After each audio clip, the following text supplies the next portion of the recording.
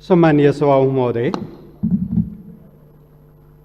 यस सम्मानित प्रतिनिधि सभामा विनियोजन विधेयक 2077 अन्तर्गत परराष्ट्र मन्त्रालय एवं मातहतका निकायका लागि आगामी आर्थिक वर्ष 77-78 का लागि विनियोजित बजेट र प्रस्तावित कार्यक्रम उपर भएको छलफलमा सहभागी भई महत्त्वपूर्ण विचार, सुझाव र जिज्ञासा राख्नुहुने मान्य सदस्यज्यूहरूलाई सबैभन्दा पहिले हार्दिक धन्यवाद दिन चाहन्छु।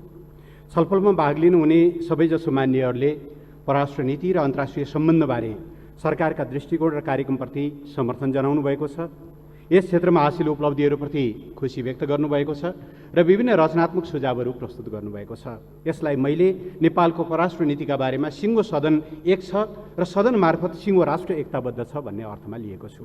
यस एकताका लागि पुनः धन्यवाद दिँदै यस क्रममा उठेका विभिन्न जिज्ञासाहरूको सम्बन्धमा आफ्ना दृष्टिकोणहरू राख्न चाहन्छु। सभामुख महोदय, नेपालको परराष्ट्र नीति नेपालको संविधानबाट निर्देशित छ। संविधानले स्पष्ट रूपमा राष्ट्रिय हितलाई परिभाषित गर्दै नेपालको स्वतन्त्रता, सार्वभौमसत्ता, भौगोलिक अखण्डता, राष्ट्रिय स्वाधीनता, स्वाभिमान, नेपालीको हकहितको रक्षा, सिमानाको सुरक्षा र आर्थिक समन्वित र समृद्धिलाई राष्ट्रिय हितको आधारभूत विषयको रूपमा उल्लेख गरेको छ। संविधानले गरेको यही मार्गनिर्देश अनुरूप राष्ट्रिय हित प्राप्तिमा संयुक्त राष्ट्रसङ्घको बडापत्र, असंलग्नता, पञ्चशीलको सिद्धान्त, अन्तर्राष्ट्रिय कानुन र विश्व शान्तिका मान्यताका आधारमा राष्ट्रको सर्वोपरि हितलाई ध्यानमा राख्दै सार्वभौमिक समानता, पारस्परिक सम्मान र पारस्परिक लाभका आधारमा नेपालले स्वतन्त्र, सन्तुलित र असंलग्न परराष्ट्र नीति सञ्चालन गरिआएको छ। आगामी आर्थिक वर्षमा पनि यसै दिशामा अझ प्रभावकारी ढङ्गले अगाडि बढिनेछ। नेपालको परराष्ट्र नीतिको एउटा प्रमुख लक्ष्य विश्वभरका विभिन्न मुलुक र अन्तर्राष्ट्रिय संस्थाहरूसँग सुमधुर र फलदायी सम्बन्ध विकास गरी समृद्ध नेपाल, सुखी नेपालीको राष्ट्रिय आकाङ्क्षा अनुरूप देशको विकास र जनताको जीवनस्तर सुधार गर्न आवश्यक अनुकूल बाह्य वातावरण तयार गर्नु हो। अतः परम्परागत रूपमा विदेशी सहायतामा रहेको मुलुकको निर्भरतालाई क्रमशः कम गर्दै लैजाने सरकारको नीति रहेको कुरा यहाँ दोहोऱ्याउन चाहन्छु। भूगोल, जनसङ्ख्या या आर्थिक र अन्य सामर्थ्यहरूको मापनमा मुलुकहरू ठुला या साना हुन सक्छन्, तर ती विषयहरूले राष्ट्रहरूको सार्वभौम सत्ता, राष्ट्रियता, स्वाधीनता र सम्मानको आयामलाई निर्धारण गर्दैनन्। सबै राष्ट्रहरू सार्वभौम रूपले समान र स्वतन्त्र छन्। यही सार्वभौम समानताको आधारमा छिमेकी मित्र राष्ट्रहरूसहित संयुक्त राष्ट्रसङ्घ सुरक्षा परिषदका स्थायी समितिका सदस्यहरू, विकास साझेदार मुलुकहरू, श्रम गन्तव्यहरू मुलुकहरू र विकासको साझा चुनौती भोगिरहेका अल्पविकसित, भूपरिवेष्टित एवं विकासशील राष्ट्रहरूसँग हामीले नयाँ उचाइबाट सम्बन्ध विस्तार गरिरहेका छौँ। कतिपय कोणबाट प्रकट हुने गरेको लघुतावाज अर्थात् नेपाल सानो छ, अविकसित छ, परनिर्भर छ, भूपरिवेष्टित छ या विगतका विभिन्न पक्षहरूबाट बाँधिएको छ, त्यसैले यसले आफ्ना कुराहरू स्पष्ट ढङ्गले भन्नु हुँदैन या भन्न सक्दैन। राष्ट्रिय हितमा व्याघात उत्पन्न हुँदा पनि बोल्नु हुँदैन या ठाडो शिर लगाएर बोल्न सक्दैन भन्ने गलत भाष्यलाई हामीले बदलेका छौँ। यस बीचमा आफ्नो राष्ट्रिय हितको पक्षमा बोल्नु या प्रयास गर्नु भनेको कसैको अहित गर्नु होइन, असल मित्रताको भावलाई खण्डित गर्नु होइन। विगतले बोकाइदिएका असमान सम्बन्धका बोझहरू बिसाएर र इतिहासले सुल्झिन बाँकी भनेर छोडिदिएका विरासतलाई सुल्झाएर समस्यारहित, बोझारहित, आशंकारहित विश्वासको सम्बन्धको जगमा मात्रै मित्रतापूर्ण सम्बन्धहरू अगाडि बढ्न सक्छन्। हाम्रा प्रयासहरू यसै दिशामा केन्द्रित छन्।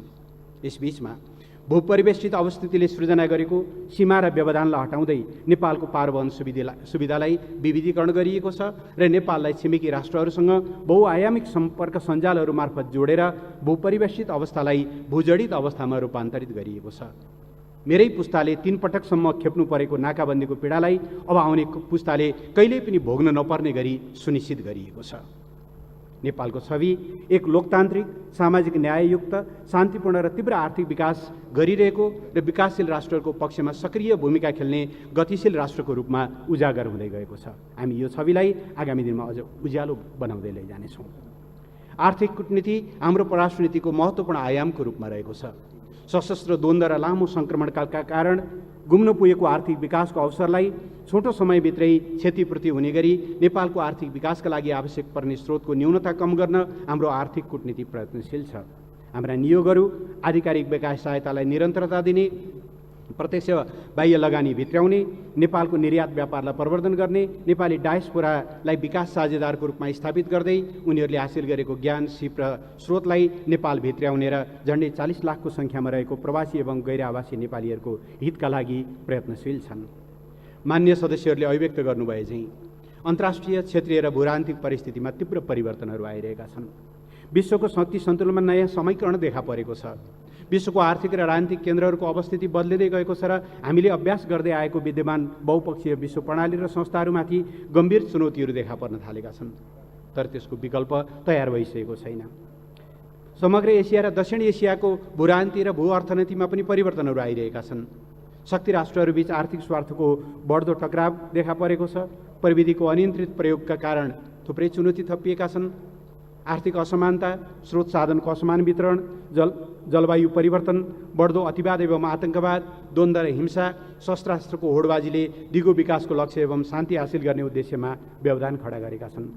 आप्रवासन र शरणार्थी समस्या बढ्दै गएको छ र श्रमिकहरूको हितमा समेत प्रतिकूलता थपिएको छ। अझ हाम्रो पुस्ताले भोग्नु परेको सबैभन्दा ठुलो चुनौतीको रूपमा आएको कोरोना महामारीले यस सम्बन्धलाई अझ बढी खजमज्याउने स्थिति छ।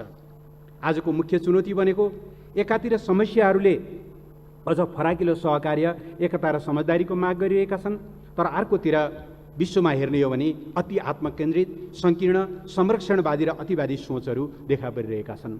यो विरोधाभासलाई हामीले अन्त्य गर्न जरुरी छ। कोरोना महामारी पछिको विश्व कस्तो हुनेछ अहिले अनुमान गर्न सजिलो छैन, तर यसले यस शताब्दीकै गहिरो आर्थिक मन्दी सिर्जना गर्नेछ। करोडौँले रोजगारी गुमाउनेछन्। आप्रवासन र गरिबीको समस्या झनै बढ्नेछ र यसको सबभन्दा ठुलो मार हामी जस्ता विकासशील देशहरूलाई पर्ने कुरा भने निश्चित जस्तै छ। हामी समग्र घटनाको सूक्ष्म विश्लेषण गरिरहेका छौँ र प्रतिकूल अवस्थालाई कसरी अनुकूलतामा रूपान्तरित गर्न सकिन्छ भन्ने अन्वेषण पनि गरिरहेका छौँ। सभामुख महोदय, अन्तर्राष्ट्रिय सम्बन्धमा हाल देखा परेका नयाँ परिदृश्यहरूलाई हामीले नजिकबाट हेरिरहेका छौँ। कोरोना महामारीले हाम्रा कतिपय प्राथमिकताहरूलाई बदल्ने निश्चित जस्तो देखिएको छ।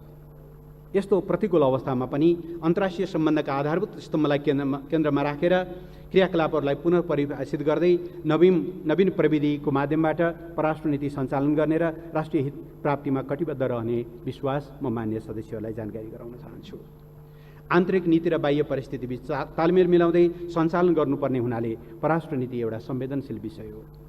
यसको सञ्चालनमा आवश्यक सावधानी नपाउँदा देखा पर्ने विचलन र त्रुटिले गम्भीर सङ्कट निम्त्याउन सक्ने भएकोले राष्ट्रको एकल आवाज र एकबद्धतालाई प्रतिबिम्बित गर्न राज्यले स्थापित संयन्त्र मार्फत गरेका माध्यमहरूबाट मात्र परराष्ट्र सम्बन्ध सञ्चालन गर्नुपर्ने हुन्छ। यसको सफलतामा सरकारलाई सम्पूर्ण नागरिक, राज्यका सबै अङ्ग र सबै राजनीतिक दल, नागरिक समाज, सञ्चार माध्यम, सरकारवाला र संस्थाहरूको सहयोग आवश्यक पर्छ। स्थापित र मान्य अन्तर्राष्ट्रिय प्रचलनलाई मनन गर्दै सम्बद्ध सबै पक्षले कूटनीतिक आचार संहिताको निष्ठापूर्ण पालना गर्न र परराष्ट्र मामिला र कूटनीतिक सम्बन्ध जस्तो संवेदनशील र जटिल विषयमा सार्वजनिक रूपमा विचार र धारणाहरू व्यक्त गर्दा सो संवेदनशीलतालाई ध्यानमा राख्न म आग्रह गर्न चाहन्छु। सभामुख महोदय, चालु आर्थिक वर्षमा नेपालले अन्तर्राष्ट्रिय सम्बन्धको क्षेत्रमा महत्त्वपूर्ण उपलब्धि हासिल गरेको छ। सम्मान्य राष्ट्रपतिज्यूबाट भएका म्यानमार र जापानको भ्रमण, अजरबैजानमा सम्पन्न असंलग्न आन्दोलनको 18औं शिखर सम्मेलनमा सम्मान्य प्रधानमन्त्रीको सहभागिता, त्यस सन्दर्भमा भएका महत्त्वपूर्ण भेटघाटहरूले हाम्रो सक्रिय सहभागितालाई थप बलियो बनाएको छ। लामो अन्तरालपछि परराष्ट्र मन्त्रीको हैसियतले मैले रुसी महासङ्घ, बङ्गलादेश र सर्बियाको भ्रमण गरेको छु भने संयुक्त राष्ट्रसङ्घको 74औं महासभा, मानवाधिकार परिषदको 43औं सम्मेलन र 4थो हिन्द महासागरीय सम्मेलनमा सहभागी भई हाम्रो दृष्टिकोणलाई विश्व समक्ष सेयर गर्ने प्रयासहरू गरेको छु। चीनका महामहिम राष्ट्रपतिबाट 23 वर्षको अन्तरालमा नेपालको भ्रमण भएको छ। त्यस अवसरमा दीर्घकालीन महत्त्वका द्विपक्षीय सम्पर्क सञ्जाल, पूर्वाधार निर्माण, पुनर्स्थापना र सुरुङमार्ग आदि लगायत 20वटा महत्त्वपूर्ण सन्धि सम्झौताहरू भएका छन्। यसबीचमा बङ्गलादेशका राष्ट्रपति, भारतका विदेश मन्त्री, चीनका स्टेट काउन्सिलर र परराष्ट्र मन्त्री, लक्जमबर्गका विदेश मन्त्री, नर्वेका अन्तर्राष्ट्रिय विकास मन्त्री, बेल्जियमकी राजकुमारी, जर्मनकी फर्स्ट लेडी, इजरायलको अन्तर्राष्ट्रिय विकास सहयोग एजेन्सीका प्रमुख, संयुक्त राष्ट्रसङ्घका उपमहासचिव, चीनको स्वशासित क्षेत्र तिब्बत जनसरकारका अध्यक्षले नेपालको भ्रमण गर्नुभएको छ। यसबाट नेपालको द्विपक्षीय र बहुपक्षीय सम्बन्ध थप फराकिलो भएको छ। चालु आर्थिक वर्षमा नर्वे, फ्रान्स, फिलिपिन्ससँग द्विपक्षीय परामर्श संयन्त्र स्थापना भएका छन् भने Georgia, Bharat, European union, Belgium, New Zealand, Japan, Pakistan र फ्रान्ससँग द्विपक्षीय परामर्श बैठक सम्पन्न भएका छन्। नेपाल र जर्जिया बीच कूटनीतिक र अफिसियल राजधानी वाहकलाई भिसा छुट दिने, नेपाल र म्यानमार बीच पर्यटन र सांस्कृतिक क्षेत्रमा सहयोगको आदान प्रदान गर्ने, नेपालको खाद्य प्रविधि र गुण नियन्त्रण विभाग र भारतको safety and standard authority of इन्डियाको फुड सेफ्टी एन्ड स्ट्यान्डर्ड सम्बन्धी सँग फुड सेफ्टी एन्ड स्ट्यान्डर्ड सम्बन्धी समझदारी पत्र लगायत विभिन्न सम्झौताहरू गरिएका छन्। मन्त्रालयले आर्थिक कूटनीतिलाई उच्च प्राथमिकतामा राखेर विभिन्न कार्यक्रमहरू सञ्चालन गरेको छ। सार्वजनिक सेवा प्रवाहलाई थप प्रभावकारी बनाउन राजधानी विभाग, कन्सुलर सेवा विभाग र विदेश स्थित नेपाली नियोगहरूलाई छिटो छरितो सेवाग्राही मैत्री बनाइएको छ।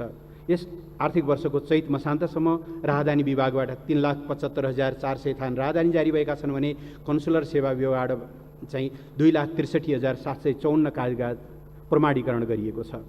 कोभिड-19 को सन्दर्भमा उद्धार गरिएको नेपालीको हालसम्मको सङ्ख्या चीनको वुहानबाट 170 र म्यानमार र युएबाट 195 रहेको छ भने चैत मसान्तसम्मको तथ्याङ्कको आधारमा हेर्दा विदेशमा अलपत्र परी वा कम्पनी वा अन्य कारणबाट उद्धार गरी स्वदेश फर्काउनु पर्ने अवस्थामा रहेका करिब 4500 नेपाली नागरिकको उद्धार गरी स्वदेश फिर्ता ल्याइएको छ। भारतबाट लकडाउन सुरु भएपछि चैतमा 12,657 र जेठ लागिसकेपछि थपिएका गरेर कुल 2,36,909 जनालाई व्यवस्थापन गरिएको छ। सम्मानीय सभामुख महोदय, सदनमा भएको छलफलमा माननीय सदस्यहरूले परराष्ट्र मामलाका विविध चासोहरूमा खास गरेर नेपालको अन्तर्राष्ट्रिय सम्बन्ध, परराष्ट्र मन्त्रालयको भूमिका, सीमा सुरक्षा सम्बन्धी विषय, कोभिड-19 र विदेशमा रहेको नेपालीको अवस्था, मिलेनियम च्यालेन्ज कर्पोरेसन, बेलायतसँगको गोर्खावर्ती लगायतका विभिन्न विषय, रुकुममा भएको घटनामा नेपालको मानवाधिकार सम्बन्धी प्रतिबद्धताको पालना जस्ता प्रश्नहरूमा आफ्ना धारणाहरू राख्नुभएको छ। परराष्ट्र मन्त्रालयले नेपालको संविधानले गरेको मार्गनिर्देशन र नीति अनुरूप परराष्ट्र नीति र अन्तर्राष्ट्रिय सम्बन्ध सञ्चालन गर्दै आएको छ।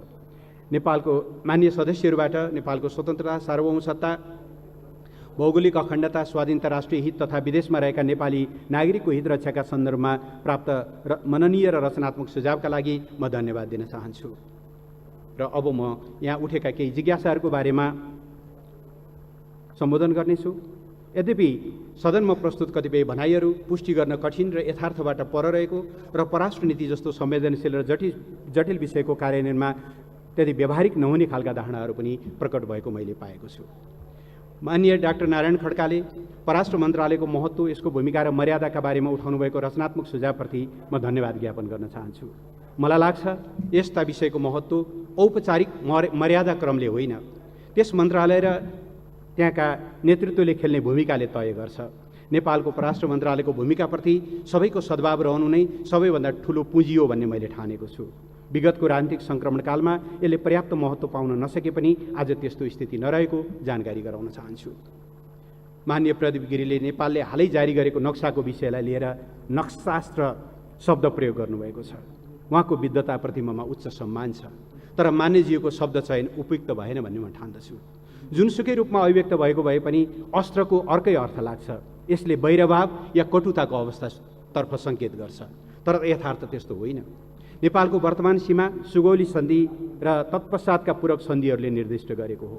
सुगौली सन्धि यस्तो कुनै सन्धि होइन जसलाई सम्झिँदा हामीलाई खुसी लागोस् या गौरव बोध होस्। यो त नेपालको हात तल परेर नेपालको गरिमामा आँच पुगेपछि र झन्डै 1/3 भूभाग गुमाएर गर्नु परेको एउटा बाध्यात्मक सन्धि हो। तर जतिसुकै पीडादायी भए पनि यो एउटा यथार्थ हो र यसैले नै नेपालको वर्तमान सीमा निर्धारण गरेको हो, जसमा नेपालको पश्चिमी सीमा काली नदी भनेर स्पष्ट किटान गरिएको छ। सन्धि पश्चातका करिब 60 वर्षमा नेपालको दक्षिण सीमामा केही फेरबदलहरू भए, तर लिम्पियाधुराबाट निस्किने काली नदीलाई पश्चिम सिमाना मान्ने कुरामा कहिले पनि विवाद रहेन र आजभन्दा झन्डै 60 वर्ष अगाडिसम्म पनि नेपालले ती भूभागहरूमा निर्वाचन, जनगणना, मालपोत असुली जस्ता राजनीतिक र आर्थिक गतिविधिहरू सञ्चालन गर्दै आएको यथार्थ तथ्यहरू हामीसँग छन्। तर समयक्रममा पहिले नक्सा परिवर्तन गर्दै सीमालाई पूर्व धकेल्दै जाने, पछि परिबन्ध सिर्जना गरेर त्यहाँ आफ्नो सुरक्षा उपस्थिति तैनात गर्ने र समयक्रममा स्थायी ढङ्गका पूर्वाधार निर्माण गर्दै यो त सधैँभरि यस्तै हुँदै आइरहेको थियो भन्ने जस्तो मान्यता स्थापित गर्ने कुराले आजको समस्या सृजना भएको हो। नेपालवाद सीमाको वैज्ञानिक अभिलेख र व्यवस्थापन गर्न सन् 1981बाट प्रयास गरिए पनि र अधिकांश ठाउँको सीमा नापी सम्पन्न भए पनि सन् 2005मा नेपाल भारत संयुक्त सीमा नापी टोलीलाई कुटियाङ्दी र लिपु खोलाको दोभानभन्दा माथि जान नदिएको यथार्थप्रति सम्मानित सदन अवगत नै छ भन्ने म जानकारी गराउन चाहन्छु। नेपालका त्यसपछिका पटक पटकका प्रयासहरूले पनि कालापानी क्षेत्र र सुस्ताको नापी कार्य सम्पन्न हुन सकेन। यही अवस्थामा जेटिसीको कार्यविधि सन् 2007मा समाप्त भयो र 14मा यी दुई क्षेत्रको समस्या समाधान गर्नका लागि दुई परराष्ट्र सचिवहरूको संयन्त्रलाई जिम्मा दिइयो। तर त्यस संयन्त्रको एकपटक पनि बैठक नबसिकन र स्वयं भारतले 1997देखि नै यसलाई अनरिजल्भ या पेन्डिङ भनेर स्वीकार गरेको तथ्यको विपरीत गएको नोभेम्बर 2 मा नक्सा जारी गरिसकेपछि यो समस्या सृजना भएको हो। तर नेपालीमा एउटा भनाइ छ, ढाँटेको कुरा काटे मिल्दैन। 2 नोभेम्बरमा जारी 8औं संस्करणमा लिम्पियाधुराबाट निस्किने नदीलाई स्पष्ट रूपले काली नदी नामाकरण गरिएको छ। तर हतार 8 नोभेम्बरमा अर्को संस्करण निकालेर उक्त नदीको नाम हटाइएको यथार्थबाटै त्यहाँ केही न केही चलखेल भएको छ भन्ने प्रश्न देखिन्छ। त्यसकारणले हामीले गएको नोभेम्बरमै नेपालले सुगौली सन्धि अनुसार लिम्पियाधुरा, लिपुलेक र कालापानी क्षेत्र नेपालको भूभाग भएको, एकतर्फी ढङ्गले गरिने कुनै पनि सीमा हेरफेर नेपाललाई मान्य नभएको, यस्तो नक्सा परिवर्तन स्वयं भारतले स्वीकार गर्दै आएको तथ्य विपरीत रहेको कुरा कूटनीतिक नोट मार्फत जारी गर्यौँ र वार्ताका लागि मिति समेत प्रस्तावित गर्यौँ। तर त्यसको औपचारिक जवाफ नदिइकन जब मे 8 मा नेपालको भूभाग समेत प्रयोग गरेर लिपुलोक जोड्ने लिङ्क रोडको उद्घाटन भइसकेपछि नेपालले यसलाई अत्यन्त गम्भीरतापूर्वक लिएको छ। यसले नेपालको सार्वभौमसत्तालाई अवमूल्यन गरेको निष्कर्ष नेपालले निकालेको छ। तदनुरूपको कूटनीतिक नोट पठाइएको छ र सम्माननीय राष्ट्रपतिज्यूबाट सदन समक्ष प्रस्तुत नेपाल सरकारको नीति र कार्यक्रममै यी विषयहरूमा नेपालको स्पष्ट धारणा सार्वजनिक गरिएको छ। त्यसमा अभिव्यक्त सङ्कल्प र सम्मानित सङ्घीय संसद र त्यसका विभिन्न समितिका निर्देशन र देशभक्त नागरिक एवं विज्ञहरूको सुझावको आधारमा सरकारले गत जेठ 5 गते लिम्पियाधुरा सहितको भूभाग समेटेर नेपालको राजनीतिक र प्रशासनिक नक्सा पारित गरेको हो र संविधानमा रहेको निशान छापभित्र रहेको नेपालको नक्सालाई समेत सोही अनुरूप मिलाउनु पर्ने भएकोले संविधानको संशोधन विधेयक सम्मानित सदनमा विचाराधीन रहेको हामीलाई थाहा छ। त्यसैले यसलाई प्रतीकात्मक रूपमै होस् तर नक्सास्त्र शब्द प्रयोग गर्नु उचित नहुने बेहोरा निवेदन गर्न चाहन्छु। नेपाल बुद्ध जन्मेको देश हो, बुद्ध दर्शनको उद्गम स्थल हो। यसका नसामै शान्तिका भावहरू प्रभावित छन्। यसले कुनै पनि अस्त्रको प्रयोगको परिकल्पना गर्दैन। हामीसँग खालि शान्ति, मित्रता र सद्भावको मात्रै अफर छ। निश्चय नै राष्ट्रिय स्वाभिमान, राष्ट्रिय हित र ऐतिहासिक सत्यताप्रति भने नेपालको अडान सम्झौता रहित छ भन्ने पनि म सम्मानित सदनलाई जानकारी गराउन चाहन्छु।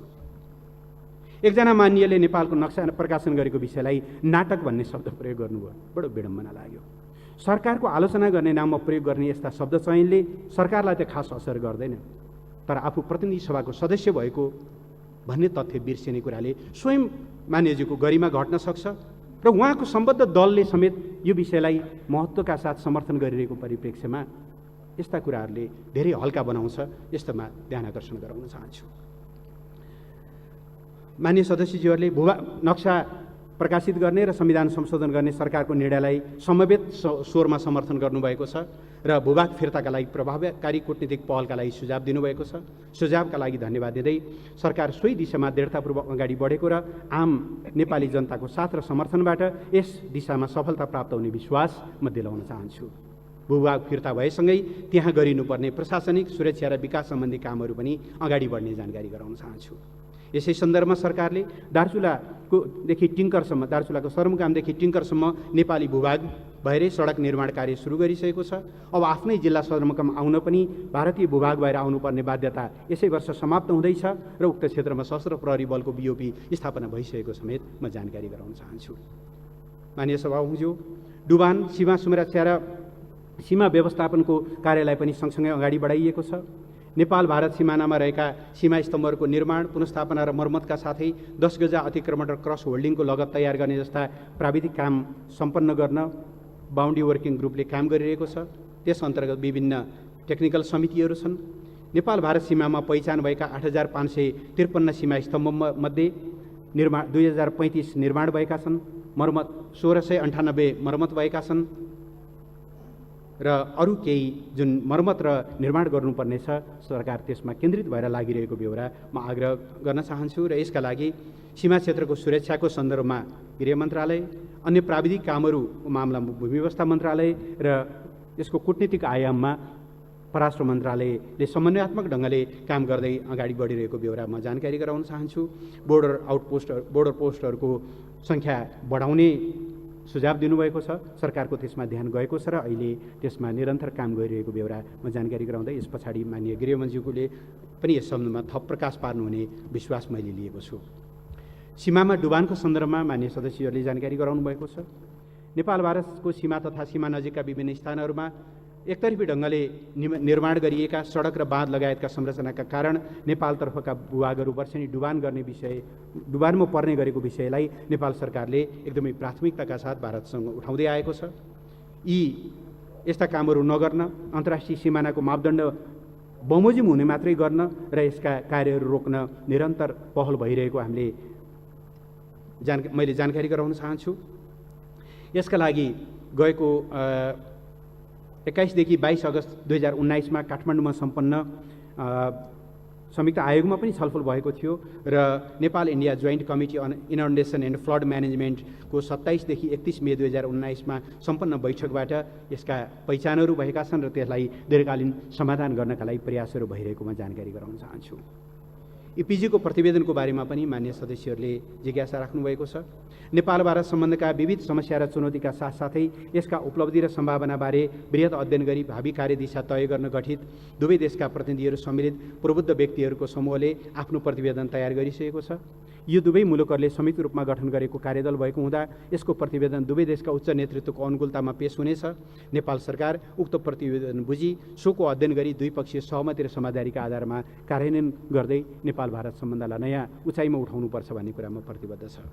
सभामुख महोदय, मान्य सदस्यज्यूहरूले कोभिड-19 का कारणले सङ्कटमा रहेका नेपालीहरूको अवस्थाको बारेमा पनि जिज्ञासा राख्नुभएको छ। नेपालीहरूको अहिले झन्डै 40 लाखको सङ्ख्यामा नेपालीहरू भारतसहित 109वटा मुलुकहरूमा रहनुभएको हामीसँग आधिकारिक रेकर्ड छ।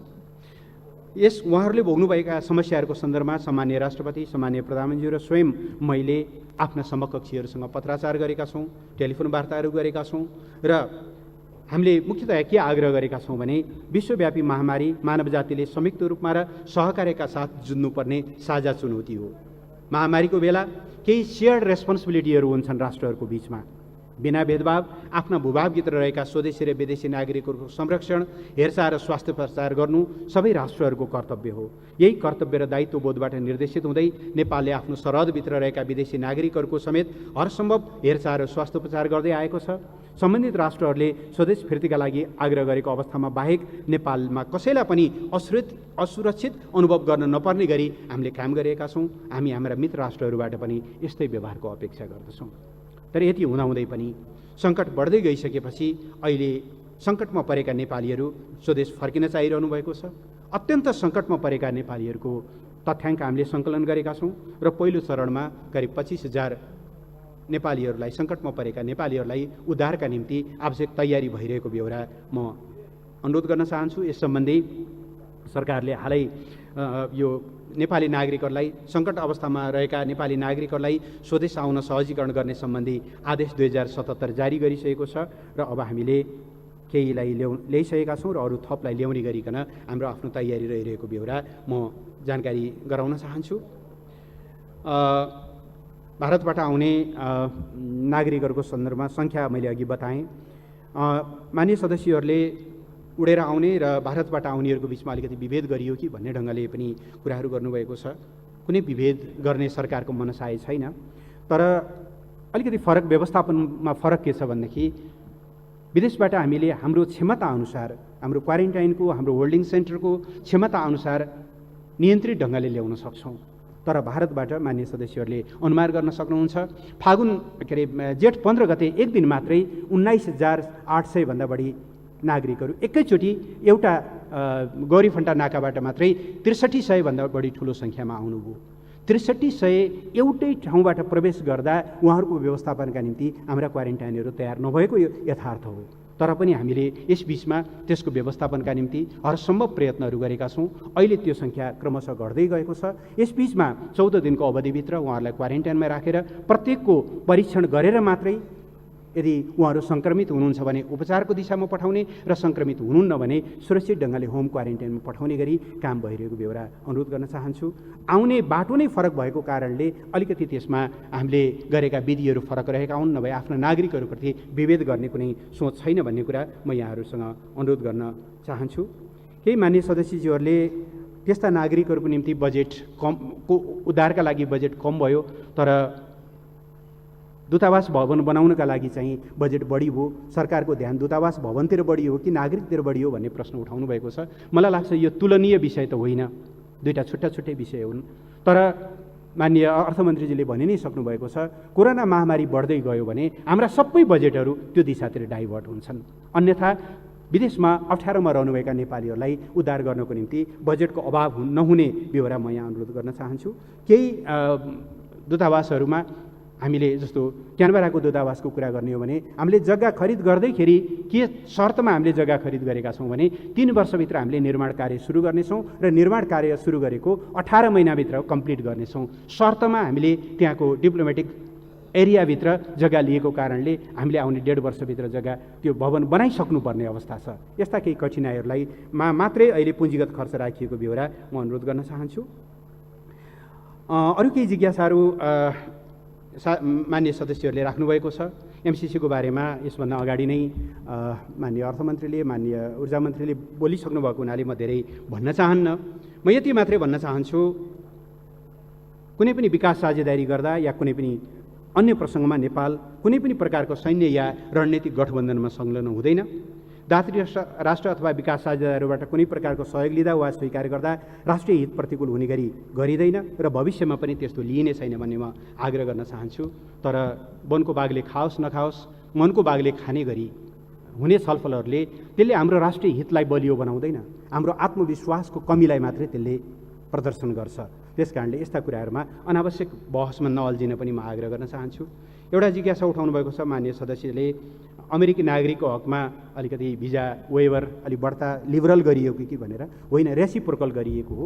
जसरी हामीले यहाँबाट जानेहरूलाई B1 B2 भिसा अन्तर्गत चाहिँ 5 वर्षको मल्टिपल भिजा पनि दिने व्यवस्था छ, त्यस्तै गरी हामीले त्यसलाई चाहिँ रेसिप्रोकल गरिएको हो। त्यसमा कुनै देशका नागरिकलाई विशेष व्यवस्था भन्ने होइन भन्ने म अनुरोध गर्न चाहन्छु।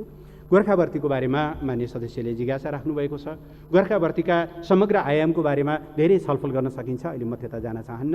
तर नेपालको इतिहासमा पहिलोचोटि सम्माननीय प्रधानमन्त्रीले गत वर्ष बेलायतको औपचारिक भ्रमणको बेलामा आफ्ना समकक्षी थेरेसा मेसँग हामी यो त्रिपक्षीय सन्धिलाई पुनरावलोकन गर्न चाहन्छौँ, यसलाई द्विपक्षीय बनाउन चाहन्छौँ भनेर औपचारिक रूपले एजेन्डा बनाएर प्रस्तुत गर्नुभएको छ। र स्वयं मैले आफ्ना समकक्षीहरूसँग र बेलायती रक्षा मन्त्रीसँग कुरा गर्दाखेरि दुईटा विषय अनवरत ढङ्गले उठाएको छु। एउटा, भूपू गोर्खाहरूले पाउने एउटा उचित उहाँहरूको सुविधाको सन्दर्भमा, र दोस्रो चाहिँ यो हामी त्रिपक्षीयलाई द्विपक्षीय बनाउन चाहन्छौँ र यसमा रहेका कतिपय व्यवस्थाहरूलाई रिभ्यू गर्न चाहन्छौँ भन्ने कुरा औपचारिक ढङ्गले यो विषय उठाइएको म जानकारी गराउन चाहन्छु।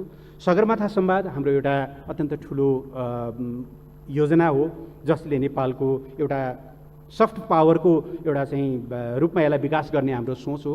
हामीले अप्रिलको 2 देखि 4 अप्रिलमा हामीले यो कार्यक्रम गर्ने गरी तयारी गरिरहेका थियौँ, तर कोभिड-19ले गर्दा यसलाई हामीले स्थगित गर्नु परेको छ। अनुकूल हुनासाथ हामीले सगरमाथा संवाद गर्नेछौँ, म यो विश्वास दिलाउन चाहन्छु। रुकुमको घटना परराष्ट्र मन्त्रालयको प्रत्यक्ष दायराभित्र पर्दैन, तर एउटा कुरा जोडेर माननीय सदस्यहरूले जिज्ञासा राख्नुभएको छ मानवाधिकारको प्रतिबद्धताको बारेमा। नेपाल मानवाधिकार सम्बन्धी अधिकांश UN कन्भेन्सनहरूको पक्ष राष्ट्र हुनुको नाताले यस्ता कुनै पनि कुराहरूमा मानवाधिकारको उल्लङ्घन हुन नदिने, पीडितहरूले न्याय पाउने, पीडकहरूले उन्मुक्ति नपाउने कुराको पक्षमा निरन्तर लागिरहने बेहोरा म अनुरोध गर्न चाहन्छु। र अन्त्यमा खास गरेर माननीय सदस्यहरूले परराष्ट्र मन्त्रालयको समग्र भूमिका र प्रभावकारी वृद्धिको सन्दर्भमा जुन सुझावहरू दिनुभएको छ, यसलाई अझ बढी स्मार्ट बनाउनु पर्ने, यसको कर्मचारीहरूको क्षमतालाई अझ बढी बढाउनु पर्ने, ती विषयहरूलाई मैले सकारात्मक रूपमा लिएको छु।